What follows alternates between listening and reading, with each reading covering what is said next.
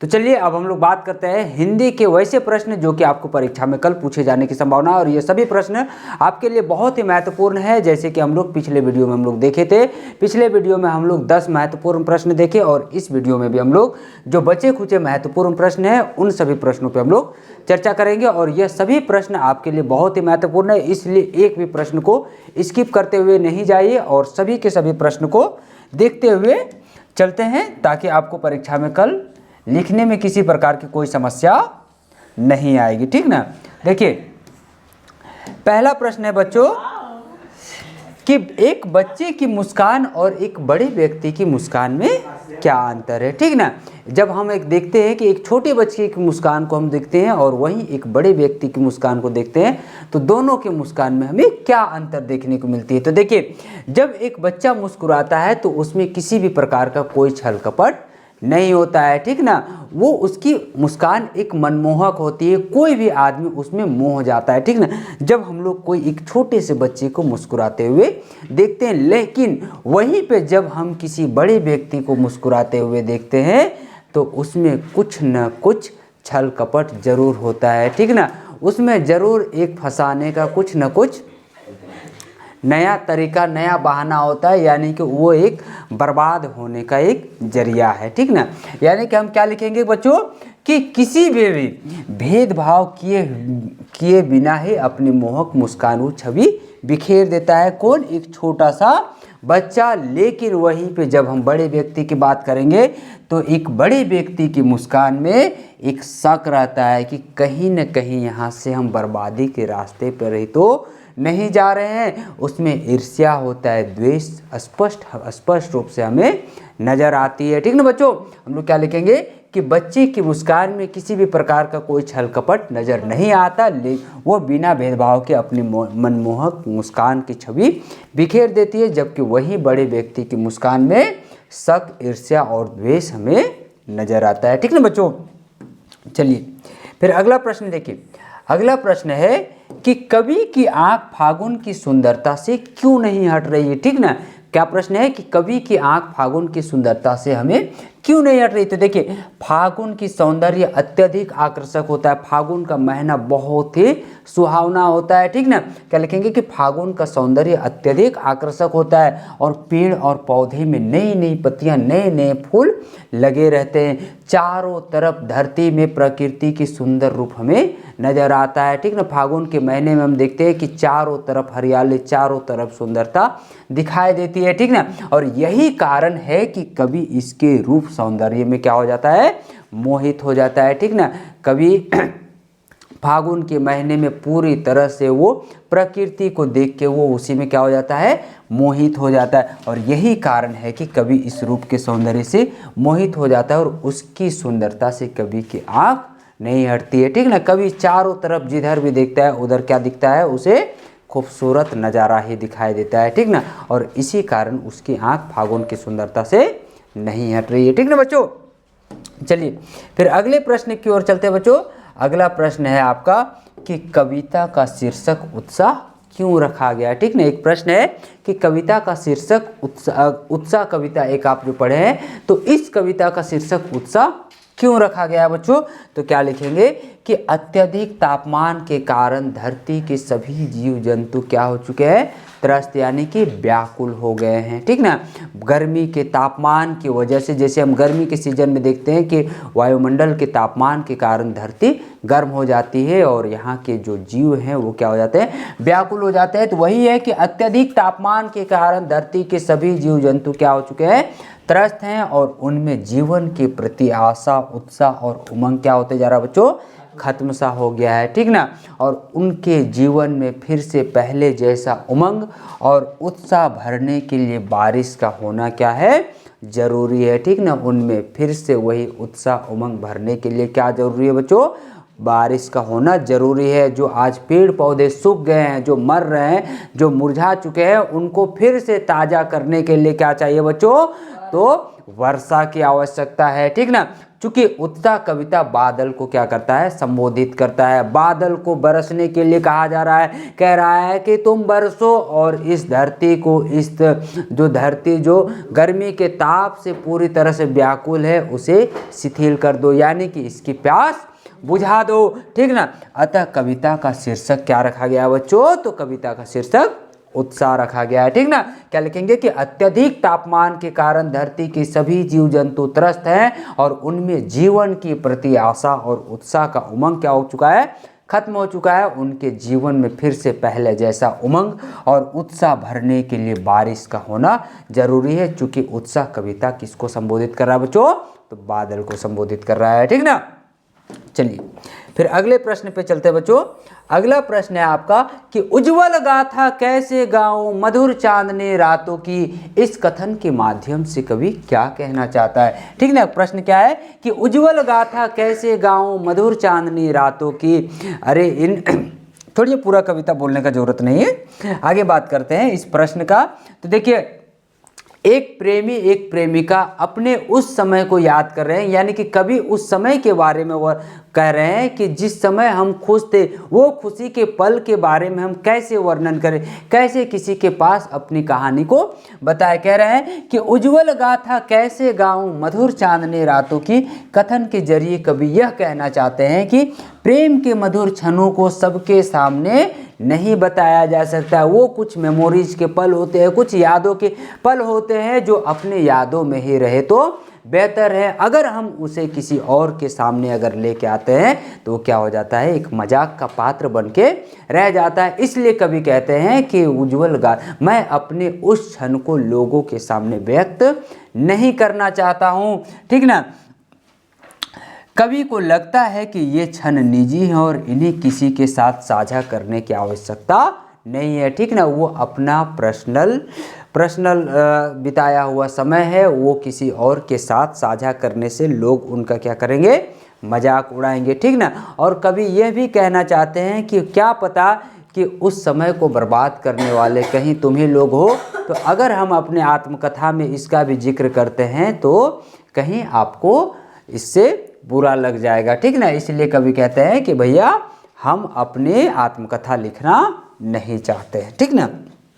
चलिए फिर अगला प्रश्न कह रहा है बच्चों कि लक्ष्मण ने वीर योद्धा की क्या क्या विशेषता बताई, ठीक ना। क्या कह रहा है कि लक्ष्मण ने वीर योद्धा की कौन कौन सी विशेषताएं बताइए। तो क्या लिखेंगे बच्चों कि लक्ष्मण ने वीर योद्धा की बहुत सा निम्नलिखित विशेषता बताइए। क्या क्या विशेषता बताइए। तो लक्ष्मण कहते हैं कि सूरवीर जो होते हैं वो युद्ध भूमि में युद्ध करते हैं, अपनी बड़ाई वो खुद से कभी नहीं करते, ठीक ना। जो सूरवीर होते हैं वो क्या करते हैं, युद्ध भूमि में युद्ध करके अपना वीरता का परिचय देते हैं। वो किसी के सामने अपनी बड़ाई नहीं करते हैं कि हम ये कर देंगे वो कर देंगे। जबकि उस सभा में कौन ऐसा काम कर रहे थे, तो परशुराम ऐसा कर रहे थे, ठीक ना। परशुराम अपनी बड़ाई कर रहे थे। तो वही लक्ष्मण कहते हैं कि सूरवीर जो होते हैं वो युद्ध भूमि में युद्ध करके दिखाते हैं, वो अपनी बड़ाई खुद से कभी भी नहीं करते, ठीक ना। और दूसरा क्या कर रहे हैं कि शत्रु को युद्ध में उपस्थित देखकर अपनी प्रशंसा करने की बजाय अपनी वीरता दिखाने में विश्वास करते हैं। जो सूरवीर होते हैं वो जब शत्रु आपके सामने खड़ा हो तो अपनी बड़ाई नहीं करते बल्कि युद्ध करके अपनी वीरता का परिचय देते हैं। जो वीर होते हैं उनमें धैर्य और क्षमा भी क्या होता है, भरपूर होता है। यानी कि वीर पुरुष का ये मतलब नहीं है कि सिर्फ वो युद्ध में लड़े। वीर वो कहलाता है जिसके पास क्षमा करने का क्षमता हो, साहस हो, ठीक ना। उसे हम क्या कहेंगे बच्चों, वीर पुरुष कहेंगे, ठीक ना। तो लक्ष्मण ने वीर योद्धा की क्या क्या विशेषता बताई। तो वो कहते हैं कि युद्ध भूमि में युद्ध करके दिखाओ, या फिर वो अपने प्रशंसा नहीं करते और उनमें क्षमा करने की भी क्षमता होती है, ठीक ना बच्चों। चलिए फिर अगला प्रश्न कह रहा है आपसे कि भोलानाथ और उसके साथियों के खेल और खेल में की गई सामग्री आपके खेल और खेलने की सामग्री से किस प्रकार से भिन्न है। तो हम क्या लिखेंगे कि भोलानाथ और उसके साथियों के खेल और खेलने की सामग्री हमारे खेल और खेलने की सामग्री से बहुत अंतर आ गया है, ठीक ना। उस समय के खेलने की सामग्रियां बिल्कुल अलग थी और आज के समय में बच्चों के खेलने की सामग्री दोनों में क्या है, लगभग जमीन आसमान का फर्क हमें देखने को मिलता है बच्चों। तो क्या लिखेंगे कि भोलानाथ के समय में परिवार से लेकर दूर पड़ोस तक आत्मीय संबंध थे, यानी कि उस समय के लोग पूरा मोहल्ला टोला मोहल्ला ही क्या होता था, एक परिवार के जैसा होता था। सब लोग क्या होते थे, एक साथ मिलजुल के रहते थे, जिससे खेलने की स्वच्छता थी, यानी कि खेलने की पूरी तरह से आज़ादी थी। कोई भी बच्चा किसी के भी घर जाके वो क्या कर सकता था, खेलता था। उसे बाहरी घटनाओं, अपहरण आदि का कोई किसी प्रकार का भय नहीं था। लेकिन आज जगह जगह पे किडनैपिंग का, जैसे अभी झारखंड में देख रहे हैं कि अभी कुछ दिन पहले 2 बच्चे किडनैप हुए थे और लगभग 10-12 दिन के बाद उन बच्चों को चितरपुर से फिर से रिकवर किया गया, ठीक ना। तो देखिए, खेल के सामान बच्चों द्वारा उस समय क्या होते थे, स्वयं निर्मित किए जाते थे, ठीक ना। आज के जैसा नहीं कि मार्केट से हम लोग सामान खरीद करके, खिलौने खरीद के लाते। उस समय एक बच्चे अपने खेलने के सामान को वो लोग खुद से तैयार करते थे। वो घर की अनुपयोगी वस्तुओं ही उनके खेलने की सामग्री बन जाती थी। जो घर के जो भी घर का टूटा फूटा सामान है उसी को हम लोग खेलने में क्या करते थे, प्रयोग करते थे, ठीक ना। धूल मिट्टी से खेलने में पूर्ण आनंद की अनुभूति होती थी। लेकिन आजकल के माँ बाप भी अपने बच्चों को ऐसे खेलने नहीं देते, परंतु आजकल अंत और बाह्य खेलों का प्रयोग खेल खेलते समय किया जाता है, जैसे कि चेरस हो गया, कैरम बोर्ड हो गया, लूडो, क्या बोलते हैं, टेनिस इत्यादि। अतः खेल तथा cricket, hockey, basketball, badminton, kho kho, football, throwball, ये सब क्या है, बाह्य खेल है। तो इस प्रकार से उस समय के खेल की सामग्री और आज की खेल की सामग्री दोनों क्या है, बिल्कुल अलग अलग है, यानी कि दोनों में बहुत अंतर आ चुका है बच्चों। फिर प्रश्न अगला कह रहा है कि बिस्मिल्लाह खान को शहनाई के मंगल ध्वनि का नायक क्यों कहा गया है, ठीक ना। प्रश्न क्या है कि बिस्मिल्लाह खान को शहनाई की मंगल ध्वनि का नायक क्यों कहा गया बच्चों। तो देखिए, शहनाई बहुत ही सुरीला वाद्य यंत्र है, ठीक ना। शहनाई की अगर हम बात करें तो शहनाई एक बहुत ही सुरीला वाद्य यंत्र है और यह विभिन्न प्रकार के मंगल कार्यों के शुभ अवसर पर बजाया जाता है, ठीक ना। इसमें देश में जितने भी शहनाई वादक हुए हैं उनमें से सबसे ज़्यादा सुरीला शहनाई बजाने वाले कौन हुए हैं बच्चों, तो बिस्मिल्लाह खान ही थे। इस देश में जितने भी शहनाई वादक हुए हैं उनमें से सबसे सुरीला शहनाई वादक कौन हुए बच्चों, तो बिस्मिल्लाह खान है, ठीक ना। उनके जैसा अभी तक कोई शहनाई वादक आज तक इस धरती पे कोई नहीं हुआ है, ठीक ना। उन्होंने देश के साथ साथ विदेशों में भी अपने शहनाई की सुरीली की तान बिखेरी है। वो सिर्फ अपने देश में ही नहीं बल्कि विदेश में भी जाकर के अपने शहनाई की मंगल ध्वनि का नाम ऊंचा किया है, ठीक ना। इसलिए बिस्मिल्लाह खान को शहनाई की मंगल ध्वनि का क्या कहा जाता है बच्चों, नायक कहा जाता है, ठीक ना। क्या लिखेंगे कि देश में जितने भी शहनाई वादक हुए हैं उनमें से सबसे ज़्यादा सुरीला शहनाई वादक कौन हुए हैं, तो बिस्मिल्लाह खान हुए हैं और उनके जैसा अभी तक कोई शहनाई वादक इस धरती पे नहीं जन्म लिया है। उन्होंने देश के साथ साथ विदेशों में भी शहनाई की सुरीली तान बिखरी, इसलिए बिस्मिल्लाह खान को क्या कहा जाता है, तो शहनाई की मंगल ध्वनि का नायक कहा जाता है, ठीक है बच्चों। चलिए फिर अगला प्रश्न लिखेंगे कि लेखिका को अपने पिता से वैचारिक टकराहट को अपने शब्दों में लिखिए। क्या लिखेंगे बच्चों कि लेखिका का आए दिन अपने पिता के साथ विचारों की टकराहट होती थी, उसका क्या कारण है। तो क्या लिखेंगे बच्चों कि लेखिका की प्राय अपने पिता से वैचारिक टकराहट होती रहती थी, हमेशा आए दिन रोज कुछ न कुछ कारणों से उनके पिता के साथ टकराहट होते रहती थी। तो इसका देखिए, पिता लेखिका को देश समाज के प्रति जागरूक बनाना चाहते थे, किंतु उसे घर तक ही सीमित रखना चाहते थे। लेखिका के पिताजी चाहते थे कि मेरी बेटी देश के हर चीज़ के बारे में जानकारी रखे, लेकिन वो घर तक ही सीमित रखे, वो बाहर ना जाए। लेकिन लेखिका बिल्कुल उसके विरुद्ध काम करने लगी। वे उसके मन में विद्रोह और जागरण के स्वर तो भरना चाहते थे, किंतु उसे सक्रिय होने देना नहीं चाहते थे, ठीक ना। लेखिका के पिताजी चाहते थे कि मेरी बेटी अंदर से आक्रोशित रहे, लेकिन वो घर के अंदर तक सीमित रहे, वो बाहर तक ना जाए। लेकिन लेखिका के मन में युवा उन्माद था, इसलिए घर की सीमा में रहना लेखिका के लिए क्या हो गया था, मुश्किल हो गया था। जैसे आप लोग में होता है बच्चों कि आपके माता पिता बहुत समझाते हैं, लेकिन फिर भी आप प्रेम जाल में फंसने से नहीं रुकते। आपके बहुत सारे दोस्त यार भी समझाते हैं कि इसमें जाओगे तो डूब जाओगे, लेकिन भैया आपको तो डूबना उसी में है, ठीक ना। कहा जाता है कि इस धरती में 70% जल है, फिर भी डूब के मरना तो प्यारे में है, ठीक ना।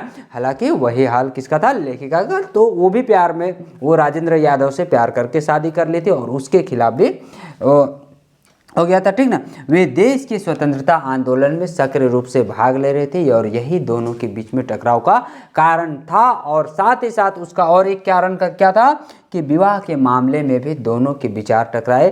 पिता नहीं चाहते थे कि लेखिका अपनी पसंद के राजेंद्र यादव से क्या कर ले, शादी कर ले, परंतु लेखिका ने उनकी परवाह नहीं की और वो प्रेम विवाह कर ले जाए। इसलिए आप लोग ऐसे नहीं कीजिएगा, पिता से ऐसे मुख नहीं मोड़िएगा, है ना। चलिए अभी आप परीक्षा पे ध्यान दें, बाद में शादी ब्याह पे आप ध्यान देते रहिए। फिर अगला प्रश्न है कि क्या बिना विचार घटना और पात्रों के भी क्या कोई कहानी लिखी जा सकती है। यशपाल के इस विचार से आप कहाँ तक सहमत है। तो क्या लिखेंगे बच्चों कि बिना घटना अथवा पात्रों के कहानी नहीं लिखी जा सकती। कोई भी कहानी लिखने के लिए कुछ न कुछ घटना का होना आवश्यक है, और कहानी के लिए घटना एवं पात्रों का होना क्या है बच्चों, तो बहुत ज़्यादा जरूरी है। कहानी का अर्थ ही होता है कि क्या हुआ है। यदि कुछ घटना घटी ही नहीं है तो क्या हुआ यह हमें कैसे पता चलेगा, ठीक ना। जब कुछ घटना घटा ही नहीं तो हमें क्या हुआ है का कोई हमें पता ही नहीं चलेगा, तब हम फिर कोई कहानी को कैसे लिखेंगे, ठीक ना। अतः यशपाल के इस विचार से हम पूर्णतः रूप से सहमत है कि घटना और पात्रों के बिना कहानी नहीं लिखी जा सकती, ठीक ना। घटना और पात्रों के बिना हम कहानी नहीं लिख सकते हैं बच्चों। तो इसलिए कोई भी घटना का होना क्या है, बहुत ज़्यादा जरूरी है, ठीक ना बच्चों। चलिए फिर अगला प्रश्न देखिए। अगला प्रश्न क्या है कि भगत की व्यक्तित्व और उनकी वेशभूषा को अपने शब्दों में चित्र प्रस्तुत करिए। क्या बोला है कि भगत बाल गोविंद भगत के वेशभूषा और उसके व्यक्तित्व का अपने शब्दों में चित्र बताना है, ठीक ना। तो क्या लिखेंगे कि बाल गोविंद भगत जो थे वो मंझोले कद के गोरे चीटे आदमी थे, ठीक ना। बाल गोविंद भगत कैसे व्यक्ति थे, तो वो मंझोले कद के गोरे चीटे आदमी थे। और उनकी उम्र कितनी थी बच्चों, तो उनकी उम्र लगभग 60 साल से ऊपर की थी। बाल पके हुए थे, लंबी दाढ़ी या फिर जटाजूट तो उनकी नहीं थी, किंतु चेहरे पर सफ़ेद दाढ़ी जगमगाते रहती थी, ठीक ना। देखिए कपड़े काफ़ी कम पहना करते थे, कमर में एक लंगोटी मात्र, सिर पर कबीर पंथियों से टोपी पहनते थे। जाड़े के दिनों में काले कमले वो ओढ़ा करते थे, ठीक ना। हालांकि वो कपड़ा कम पहनते थे, लेकिन ठंडा के दिन में वो काला कंबल ऊपर से जरूर ओढ़ लेते थे और मस्तक पर हमेशा चमकता हुआ रामनंदी चंदन लगा रहता था। गले में तुलसी की माला बंधी रहती थी। और वो गले में कैसी माला पहनते थे, तो गले में तुलसी की माला बांध करके रखते थे। हर एक अवसर पर कबीर के पदों को हाथों में खंजरी ले करके गाया करते थे। और इस तरह से हम देखते हैं कि बाल गोविंद भगत का व्यक्तित्व भक्ति भाव में डूबे गायक भक्त की तरह था। उनके लिए भगवत भजन जीवन का क्या था, आधार था, ठीक ना। बाल गोविंद भगत के लिए भागवत जीवन का आधार था। उनके गीतों को सुनने वाले भी मंत्रमुग्ध हो जाते थे, संग संग गीतों को गुनगुनाते और ताल पर क्या करने लगते थे, नृत्य करते थे, ठीक ना। और भी जो लोग थे वो उनके साथ साथ उसके गीत को गुनगुनाते थे। इस प्रकार वह एक सशक्त व्यक्ति एवं स्पष्ट चरित्र के क्या थे, मालिक थे बच्चों। तो अभी हम लोगों ने 10 प्रश्न देखे और ये सभी 10 प्रश्न आपके लिए बहुत ही महत्वपूर्ण थे। और अन्य और महत्वपूर्ण प्रश्न देखने के लिए चैनल को सब्सक्राइब कर ले और फिर मिलेगा हम लोग नए वीडियो में। तब तक के लिए धन्यवाद।